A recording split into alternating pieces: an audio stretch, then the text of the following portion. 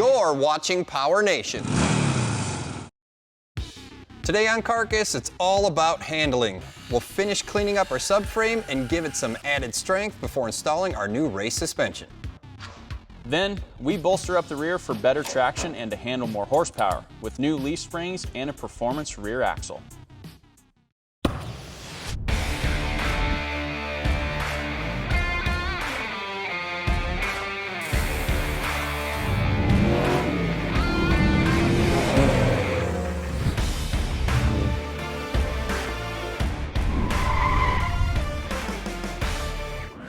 Hey guys, what's up and welcome to Carcass. Now, believe it or not, the car you see before you is a 1972 Chevrolet Camaro, and I know it doesn't look like much of a car right now, but that's just because we're deep into the fabrication process.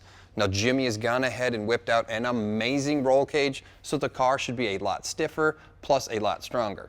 Also, we went ahead and cut the wheel tubs out. We added a wider set of wheel tubs or mini tubs, that way we can run a wider set of tires. Now, probably the biggest thing you're noticing right now is the fact that the car does not have a roof on it, and we did that for one specific reason. As you come to weld up the roll cage, it's really hard to get your TIG torch up here on the top, especially when the roof skin is so close. So the easiest solution to that was to just grab a cutoff wheel and whack the roof off and get it out of the way. Now, don't be too worried. We will be putting the roof back on this car. We just have a lot of fabrication to do on the inside. Makes it a whole lot easier when we don't have this roof skin in our way. Now, transitioning off of the body of the car, we are going to start working on the front of the car, or the subframe. Now, I already went ahead and stripped out all of the suspension. We've got the steering out of the way and the engine and transmission out of the way. Now, this thing had over 50 years of grease and grime on it, so we loaded it up and headed out to a local sandblasting shop.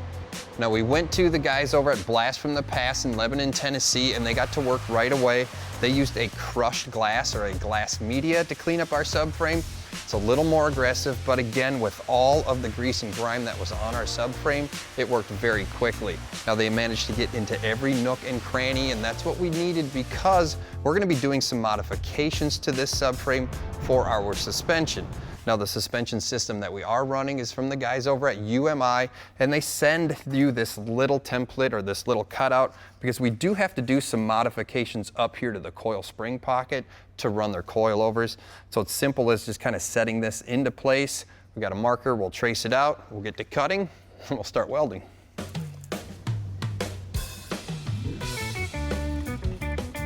Now, this could be a little tricky because it's just paper, but they also say in the instructions to make this more of a roughed cut.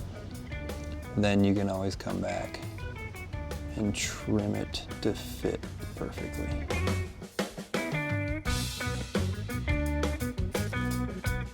The easiest way for us to make this cut is to use our plasma cutter. If you don't have a plasma cutter, that's fine. Just grab a tool that will get the job done, like a regular torch or a cutoff wheel.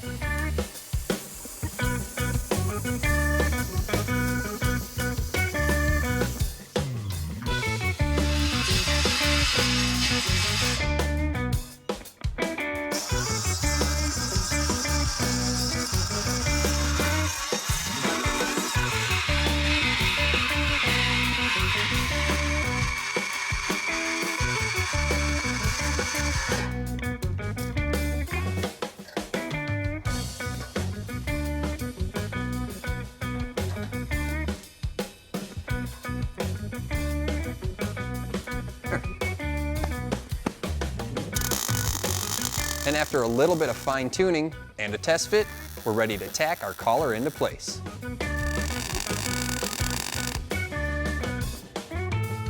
Okay, so the collar's in the subframe now. The last piece that we have to install for this part of the kit is this upper coilover mount. It kind of goes into the original mounts here and bolts in, but you do have to make a small little cut on this upper part of the mount, so we'll mark that out. And then we'll trim this part out to fit, get this all in here, and then we'll weld everything up.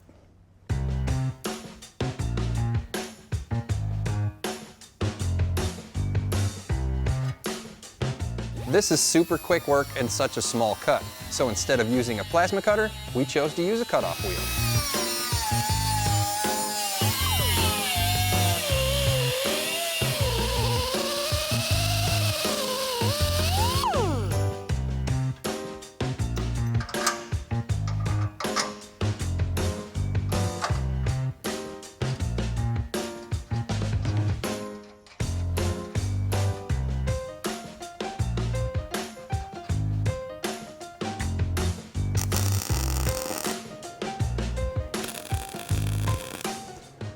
All right, that's gonna take care of this side. Everything's just tacked into place for now until we get the full suspension in the car. I've got a couple more tacks to do here just to hold it into place, and then we'll tackle the other side.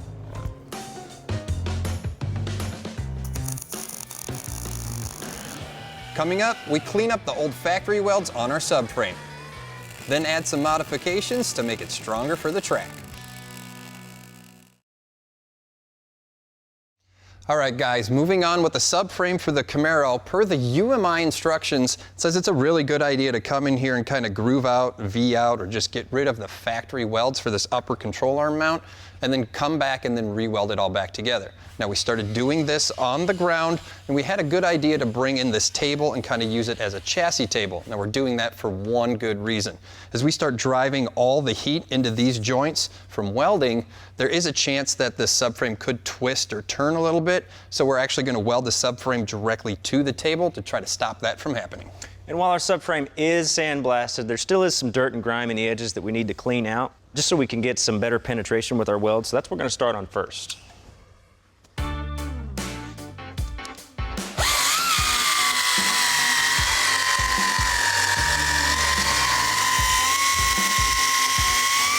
Using multiple tools, we're going to clean up the areas we need to weld to make sure they are as clean as possible.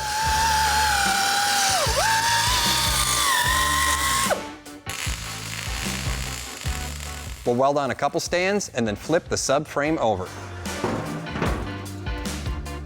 Look at all that stuff fall out of there. All right. Here. Then we'll weld that to the table. We'll do the exact same process on the bottom side of the subframe. We just want to make sure that we get all the grease and grime away from the welding areas so our welds can be as strong as possible.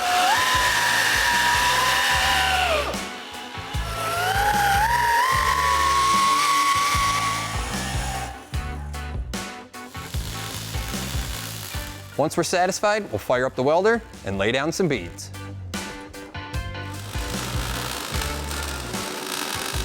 We'll skip around the subframe, making sure we don't put too much heat into any particular area.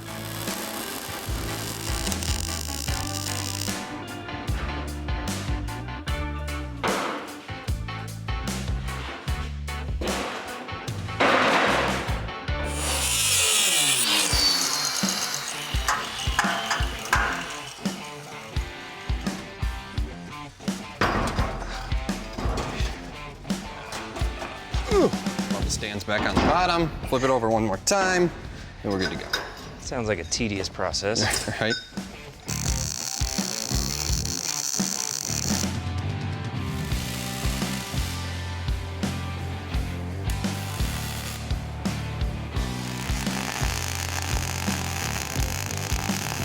The forces that our subframe will see on our Camaro are going to be quite a bit stronger than the forces you would see on a normal car on the street. That's why we're taking the extra time to strengthen our subframe with some stronger welds.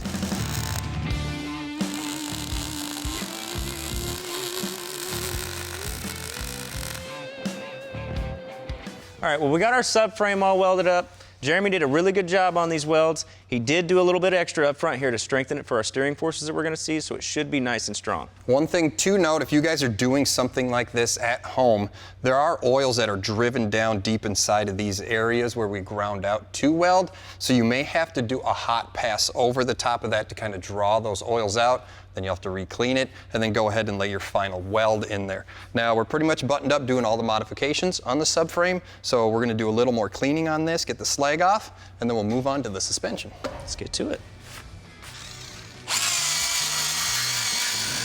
With our subframe ready to handle the forces from the track, we can start bolting on our new performance suspension.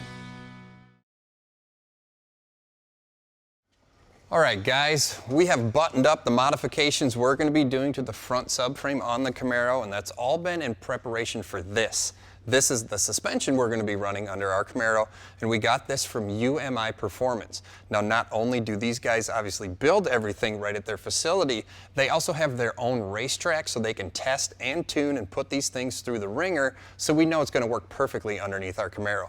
The front kit comes with the upper and lower control arms.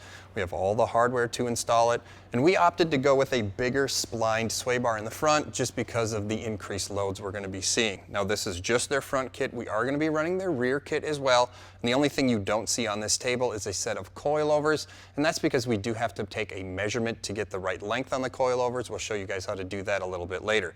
To get this started, I got to grab a couple of these sleeves and we're going to press them in to these lower control arms.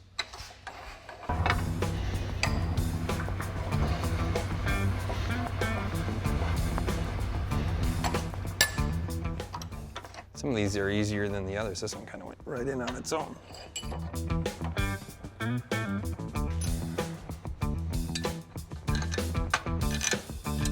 Before we install these into the subframe, we'll put on the lower coilover brackets supplied in the kit. All right, these might be a little snug just because of the variations in the chassis, so we'll get it up here. You can kind of give it a little tappy tap into place here. Hit it with my purse. Yeah, go ahead. There you go. Yep. Keep going. Keep. Little bit. A little more than that. Oh, just a little now. One more.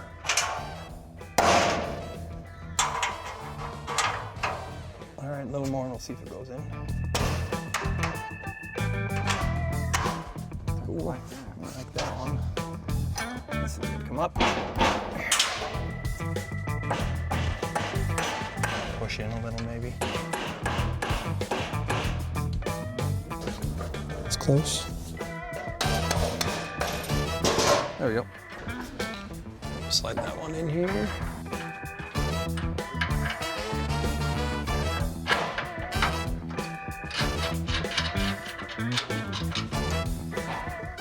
Let's see if we can get this one in too.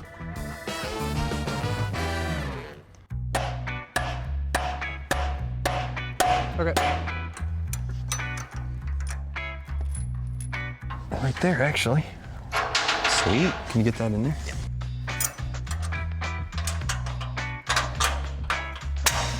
One.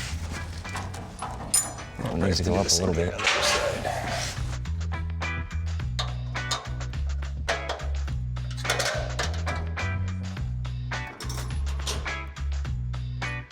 Let's move that up and down a little bit. There we go.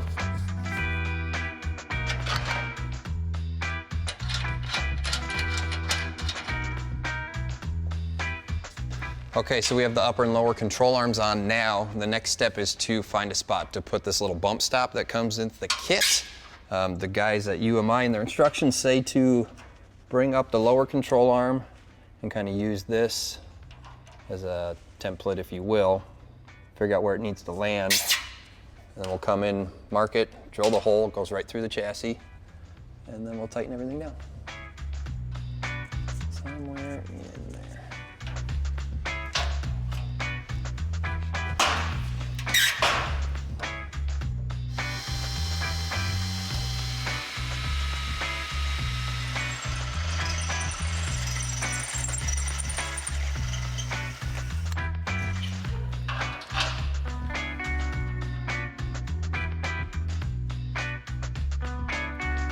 All right, up next on the install list are the front spindles. Now these are CPP spindles and we got them from Summit Racing.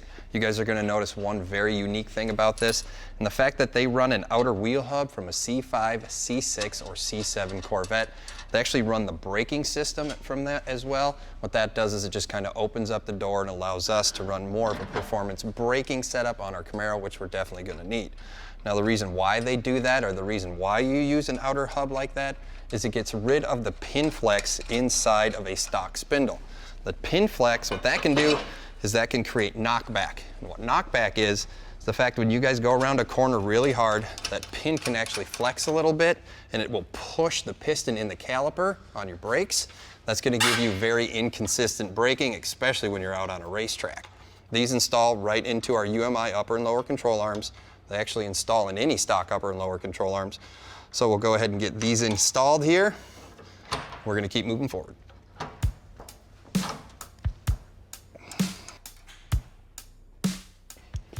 All right, normally now we would be installing the coilovers, but we don't have the measurements for those quite yet. So what we're going to do for now is install these Allstar Performance setup rods that we got from Summit Racing. And what these are going to do is they're going to simulate a coilover when installed. So once we install these, we'll set everything to ride height, take our measurements, send them to UMI Performance so they can send us our correct coilover for our Camaro.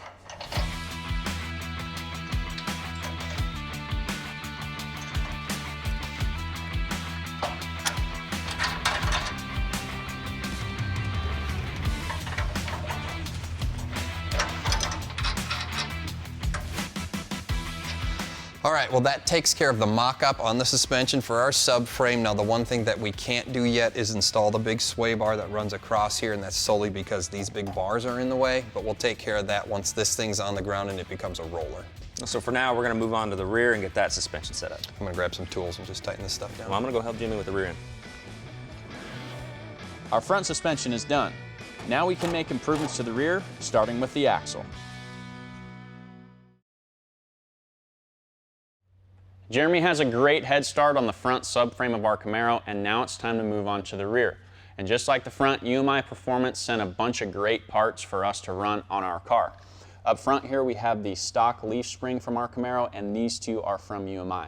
They have a little bit of different arc, so it'll give us about 2 to 2.5 inches of drop, and they come with Delrin bushings to take the slop out of the system.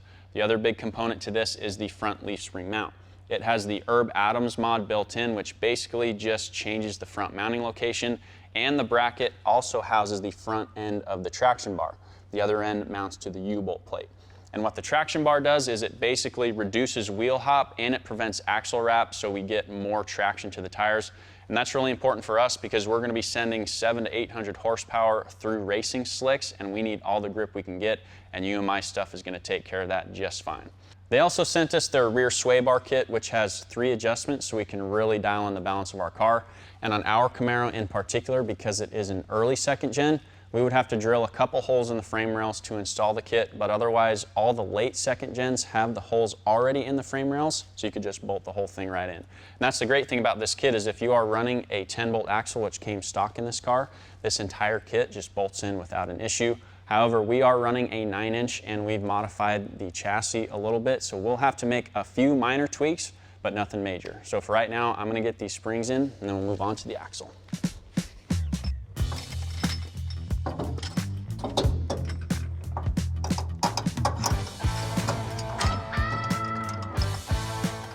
Can you swing that in that way just a little bit? There we go.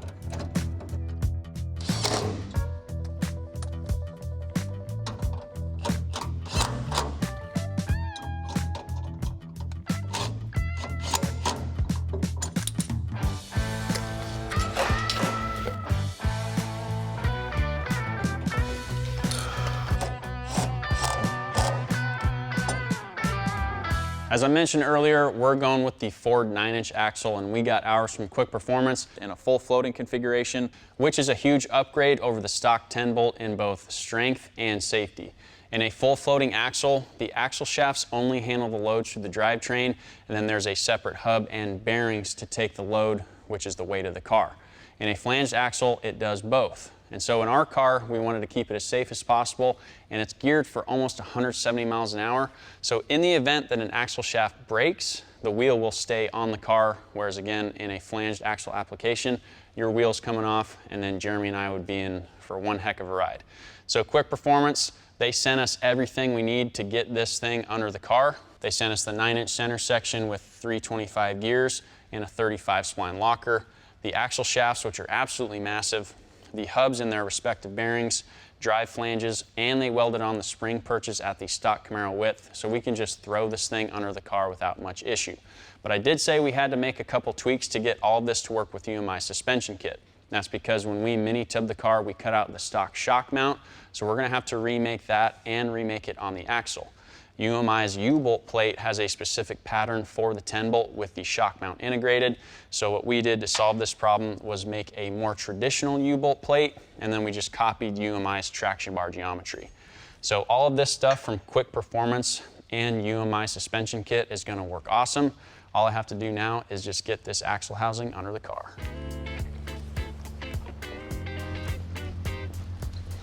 All right, Michael, let's get this in. All right.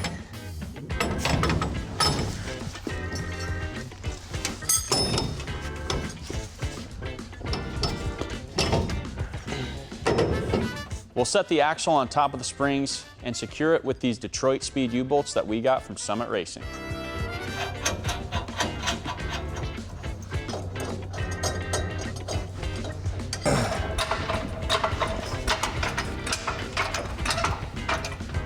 All right, slow down. Should be good here.